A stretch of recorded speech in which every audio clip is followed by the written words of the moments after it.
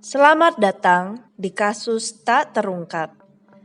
Kali ini aku ingin mengajak kalian untuk menyelidiki kasus pembunuhan Ratu Kecantikan Cilik.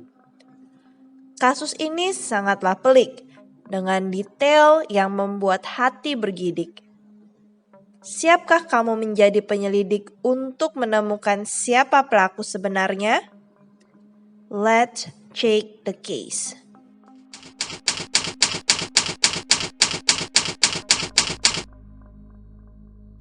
Warga kota Boulder, Colorado, larut dalam sukacita Natal.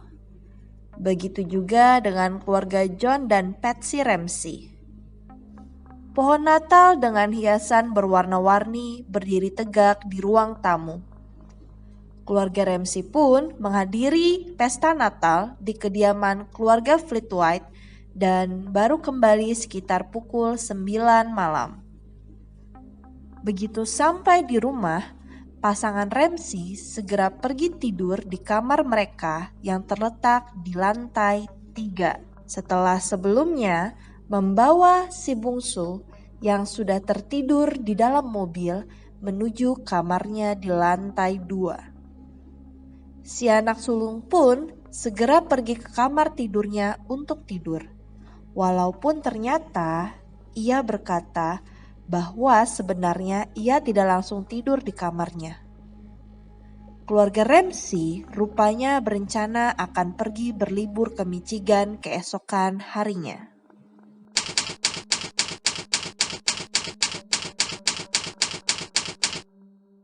Di pagi hari yang bersalju itu, warga kota Boulder masih belum sepenuhnya beraktivitas. Patsy Ramsey terbangun sekitar pukul 5 pagi untuk mempersiapkan keperluan berlibur keluarganya. Namun, liburan yang seharusnya menyenangkan itu tidak pernah terjadi. Saat melangkahkan kaki ke dapur yang berada di lantai bawah, Patsy menemukan 3 lembar surat yang tergeletak di tangga dekat dapur. Surat itu berisi pernyataan bahwa si bungsu, John Benet Ramsey, telah diculik. Sang penculik yang berinisial SBTC itu meminta uang tebusan sebesar $118.000 Amerika. Patsy pun segera menelepon 911. Sebelum aku melanjutkan ceritanya, aku ingin membahas tentang latar belakang keluarga Ramsey terlebih dahulu. Anak bungsu keluarga John dan Patsy Ramsey bernama John Benet Patricia Ramsey. Gadis kecil kelahiran 6 Agustus 1990 itu akan memikat hati siapapun yang melihatnya. Ia memiliki mata biru yang indah, rambut pirang, serta senyuman yang menawan. Ia cukup terkenal di Amerika pada periode pertengahan 90-an sebagai Ratu Kontes Kecantikan Anak. Ibunya merupakan mantan Ratu Kecantikan West Virginia. Mungkin itulah yang membuat Patsy ingin membuat John Benet sama seperti dirinya. John Benet mulai mengikuti ajang kontes kecantikan sejak usia 5 tahun. Dia memenangkan gelar America's Royal Miss, Little Miss Charlevoix, Little Miss Colorado, Colorado State All-Star Kids Cover Girl, dan National Tiny Miss Beauty. John Ramsey ayahnya adalah seorang pengusaha perangkat lunak komputer yang sukses. Pernikahan pertamanya berakhir dengan perceraian pada tahun 1978. Ia memiliki 2 orang putri dan seorang putra dari pernikahan sebelumnya yang tinggal di tempat lain. Namun, putri pertama dari hasil pernikahan sebelumnya telah meninggal dunia dalam kecelakaan mobil pada tahun 1992. John menikah dengan Patsy pada tahun 1980 dan dikaruniai 2 orang anak. John Benet memiliki seorang kakak laki-laki bernama Bert yang berusia 3 tahun lebih tua. Pada tahun 1991, keluarga ini pindah ke pinggiran negara bagian Colorado ke sebuah rumah mewah di kota Boulder. John Benet baru berusia 6 tahun ketika peristiwa tragis ini terjadi. Patsy berkata bahwa ia menyadari putrinya hilang setelah dia menemukan 2,5 halaman surat penculik dengan tulisan tangan di kaki tangga dekat dapur. Kira-kira seperti inilah isi surat tersebut. Tuan Ramsey, dengarkan baik-baik. Kami adalah sekelompok individu yang mewakili golongan asing kecil. Kami menghormati bisnis Anda, tetapi bukan negara yang dilayaninya. Saat ini, kami memiliki putri Anda sebagai sandera. Dia aman dan tidak terluka. Dan jika Anda ingin dia melihat 1997, Anda harus mengikuti instruksi kami dalam surat ini. Anda akan menarik $118.000 dari akun Anda. $100.000 akan menjadi uang kertas pecahan $100 dan sisanya $18.000 dalam uang kertas pecahan $20. Pastikan Anda membawa tas dengan ukuran yang sesuai ke bank. Ketika Anda sampai di rumah, Anda akan memasukkan uang itu ke dalam kantong kertas coklat. Saya akan menelepon Anda antara pukul 8 dan 10 besok untuk menginstruksikan Anda tentang pengirimannya. Pengirimannya akan melelahkan, jadi saya menyarankan Anda untuk beristirahat dengan cukup. Jika kami memantau Anda mendapatkan uang lebih awal, kami mungkin akan menelepon Anda lebih awal untuk mengatur pengiriman uang lebih awal dan karenanya penjemputan anak perempuan Anda akan lebih awal. Setiap penyimpangan dari instruksi saya akan mengakibatkan eksekusi langsung terhadap putri Anda. Anda juga tidak akan bisa untuk menguburkan jenazahnya dengan layak. Kedua pria yang menjaga putri Anda tidak terlalu menyukai Anda. Jadi, saya menyarankan Anda untuk tidak memprovokasi mereka. Berbicara kepada siapapun tentang situasi Anda, seperti kepada polisi, FBI, dan lain-lain, akan mengakibatkan putri Anda dipenggal. Jika kami memergoki Anda berbicara dengan anjing liar, dia meninggal. Jika Anda memberitahu otoritas bank, dia meninggal. Jika uang itu ditandai atau dirusak dengan cara apapun, dia meninggal. Anda akan dipindai untuk perangkat elektronik dan jika ada yang ditemukan, dia meninggal. Anda dapat mencoba untuk menipu kami, tetapi ingat bahwa kami terbiasa dengan tindakan dan taktik penegakan hukum. Anda memiliki 99% peluang untuk membunuh putri Anda jika Anda mencoba mengelabui kami. Ikuti instruksi kami dan Anda memiliki peluang 100% untuk mendapatkan putri Anda kembali. Anda dan keluarga Anda berada di bawah pengawasan ketat serta pihak berwenang. Jangan mencoba untuk mencari akal, John. Anda bukan satu-satunya orang kaya di sekitar sini. Jadi jangan berpikir bahwa membunuh akan sulit. Jangan meremehkan kami, John. Gunakan akal sehat Anda. Terserah Anda sekarang, John. Kemenangan SBTC. Surat tebusan berisi instruksi khusus untuk tidak menghubungi polisi dan teman-teman. Tetapi Patsy menelepon polisi, keluarga, dan teman. Hanya berselang 3-7 menit, polisi langsung datang ke kediaman keluarga Ramsey. John langsung membuat pengaturan untuk membayar tebusan. Sebuah tim forensik dikirim ke rumah tersebut. Tim awalnya percaya bahwa anak itu telah diculik, dan kamar tidur John Benet adalah satu-satunya ruangan di rumah itu yang ditutup untuk mencegah kontaminasi barang bukti. Tidak ada tindakan pencegahan yang diambil untuk mencegah kontaminasi bukti di seluruh rumah. Pihak kepolisian Boulder tak begitu biasa menghadapi kasus semacam ini, karena kota kecil itu terkenal sebagai kawasan yang aman. Polisi yang kurang pengalaman itu melakukan beberapa keteledoran yang cukup fatal.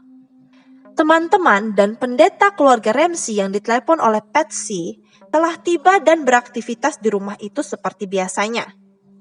Mereka mengambil makanan dan juga membantu membersihkan permukaan di dapur.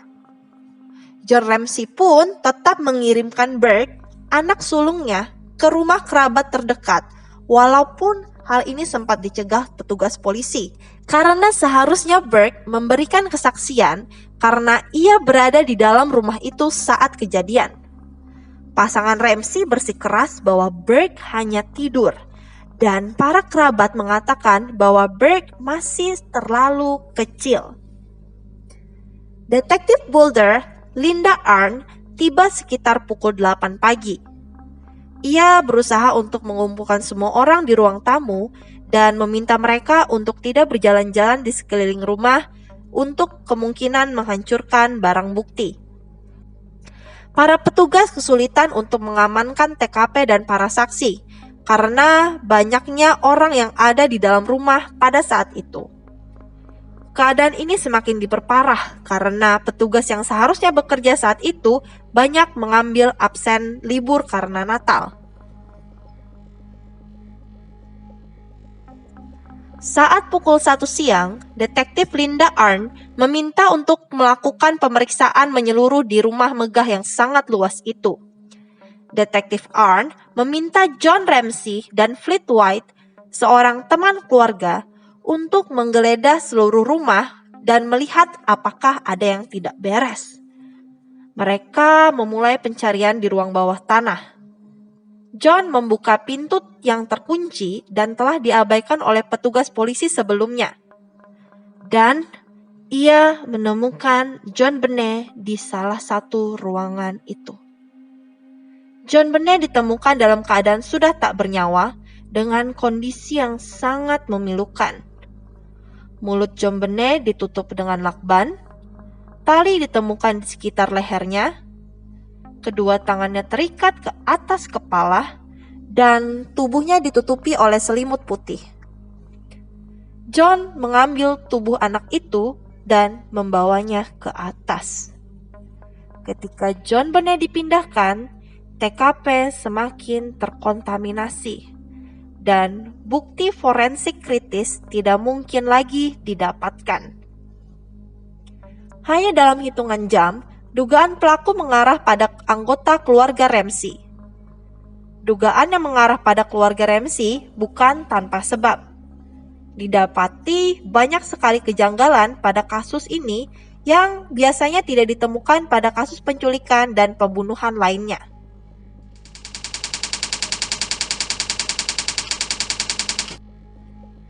Surat penculik. Surat itu sangat panjang untuk ukuran surat dari penculik.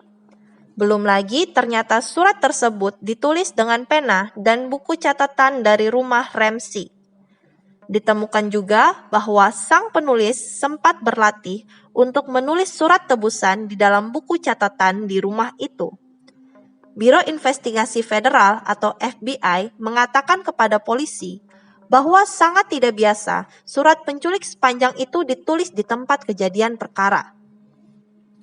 Bayangkan saja, panjangnya bahkan sampai 2,5 halaman dan isinya begitu detail. Jika memang benar penculiknya adalah orang luar, berarti ia dengan santainya masuk dan berlatih menulis surat sehingga berhasil menulis 2,5 halaman surat di suatu tempat di dalam rumah itu.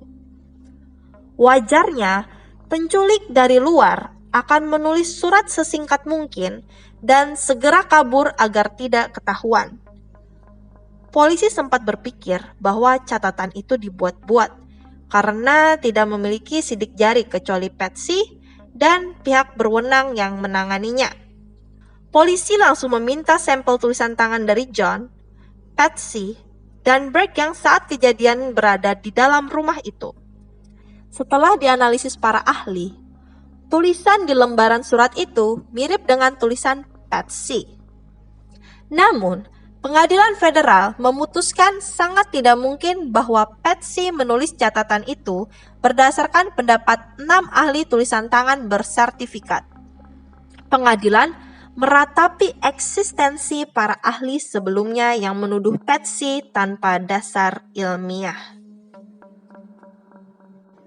Jumlah uang tebusan. Jumlah uang tebusan yang diminta oleh sang penculik terlalu spesifik dan ternyata sama persis dengan jumlah bonus yang diterima John Ramsey tahun itu. John dan Patsy mengatakan bahwa mungkin saja rekan bisnis John yang menaruh iri pada keberhasilan bisnisnya hingga menculik John Benet. Hal ini karena hanya rekan bisnis John yang dapat mengetahui secara pasti berapa jumlah uang bonus yang didapatkan John. Tidak ada telepon dari penculik. Para polisi bersiaga di rumah keluarga Ramsey dengan tujuan menunggu instruksi penculik. Pada kasus penculikan biasa, penculik akan menelepon keluarga korban untuk memberikan instruksi mengenai uang tebusan. Tetapi anehnya, tidak pernah ada upaya oleh siapapun untuk menelepon keluarga Ramsey dan mendapatkan uang tebusan tersebut. Pelaku sangat mengenal rumah keluarga Ramsey. Rumah yang ditinggali keluarga Ramsey adalah rumah yang sangat besar dengan lorong-lorong dan banyak kamar. Hal itu juga yang menyebabkan John Benet tidak bisa langsung ditemukan di dalam rumah itu. Menurut pembantu yang pernah bekerja di sana, ia sempat tersasar beberapa kali saat awal bekerja di rumah itu. Terdapat setidaknya 15 ruangan di dalam rumah itu. Mengherankan karena pelaku tahu dengan jelas setiap sudut rumah hingga dapat menemukan kamar John Benet dan meletakkannya di ruangan bawah tanah. Polisi yang melakukan penyelidikan sepintas pun tidak menemukan tanda-tanda masuk paksa ke rumah itu. Selain itu, ditemukan jejak kaki di dalam rumah, tapi tidak ada jejak kaki sama sekali di luar rumah. Padahal saat itu sedang musim salju. Kondisi John Benet saat ditemukan. Tali yang diikatkan pada John Benet menghadap ke depan, bukan ke belakang seperti pada kasus kriminal biasanya. Dan anehnya lagi, tali-tali itu sangat longgar. Seharusnya John Benet bisa kabur dengan mudah. Pada lakban yang digunakan untuk menutup mulut John Benet, ditemukan cap bibir yang tertutup. Ini menunjukkan bahwa John Benet tak melakukan perlawanan apapun atau memang sudah tak sadarkan diri saat lakban itu dipasang. Biasanya, cap bibir pada lakban tak mungkin tertutup sempurna jika korban melawan saat lakban akan dipasangkan. Pada ujung tali yang digunakan untuk menjerat leher John Benet, terdapat patahan kuas-kuas lukis milik Patsy. Walaupun tetap ada kemungkinan bahwa pelaku memang menggunakan barang-barang di rumah itu seperti ketika ia menulis surat sebelumnya. Hasil otopsi. Setelah dilakukan otopsi, diketahui bahwa bagian tengkorak John Benet pecah. Laporan otopsi menyatakan bahwa penyebab resmi kematian John Benet adalah asfiksia oleh pencekikan yang berhubungan dengan trauma kranioserebral. Diduga ia dipukuli dan dicekik hingga tewas. Menurut hasil otopsi, terdapat nanas yang diduga adalah makanan yang terakhir masuk ke dalam perutnya sebelum tewas. Berdasarkan foto yang diambil sebelum TKP rusak, tergeletak sebuah mangkuk berisi sisa nanas dan sebuah cangkir di sebelahnya. Terdapat sidik jari Patsy dan Burke pada mangkuk nanas dan gelas tersebut. Namun, ketika anggota keluarga Ramsey ditanyai mengenai hal ini, mereka mengaku tak tahu mengenai nanas tersebut dan beranggapan bahwa sang pelakulah yang memberikan nanas tersebut kepada John Benet. Menurut mereka, John Benet terakhir makan di rumah keluarga Fleetwood. Pada tubuh John Benet juga ditemukan 2 titik luka bekas sengatan listrik yang polanya cocok dengan mainan kereta yang dimiliki Burke. Rekaman telepon 911. John dan Patsy mengatakan bahwa Burke tidur hingga polisi datang dan ia dibangunkan oleh ayahnya untuk dikirim ke rumah keluarga Fleetwood. Namun, suara seorang anak laki-laki terdengar pada akhir rekaman telepon Patsy kepada 911. Petugas mengatakan sepertinya Patsy berpikir bahwa ia sudah menutup telepon. Padahal ia tidak meletakkan ganggang telepon dengan baik ke tempatnya semula sehingga panggilan belum terputus. Sampel DNA. Pada bulan Desember 2003, peneliti forensik mengekstraksi bahan yang cukup dari sampel darah campuran yang ditemukan di pakaian dalam John Benet untuk membentuk profil DNA. DNA itu milik seorang laki yang tidak diketahui dan dengan ini mengecualikan keluarga Ramsey. Namun, DNA tersebut tidak cocok dengan profil manapun dalam database yang berisi lebih dari 1,6 juta profil DNA. Pada bulan Oktober 2016, sebuah laporan mengatakan bahwa analisis forensik baru dengan teknik yang lebih sensitif mengungkapkan bahwa DNA asli mengandung penanda genetik dari 2 orang lain yang tidak diketahui. Demikian kejanggalan-kejanggalan yang terdapat dalam kasus John Benet Ramsey. Aku akan membahas tentang beberapa teori penyelesaian dari kasus ini di video selanjutnya. Aku harap kamu bisa like, komen, dan subscribe channel ini supaya tidak ketinggalan update dari kasus ini. Sampai berjumpa di video selanjutnya. Salam penyidik.